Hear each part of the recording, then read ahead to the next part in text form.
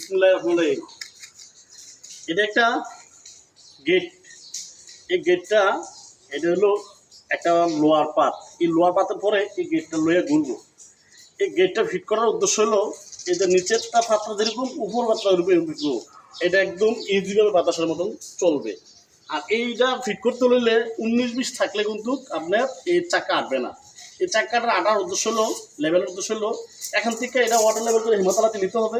আর এই ওয়াটার লেভেলের থেকে এখানে যদি থাকে আপনি মনে করেন এই যে 12 ইঞ্চি, এখানেও থাকবে এই লেভেলে 12 ইঞ্চি, এখানেও থাকবে সেম 12 ইঞ্চি এবং পুরোটাই থাকবে 12 ইঞ্চি। এটা হলো লেভেলে।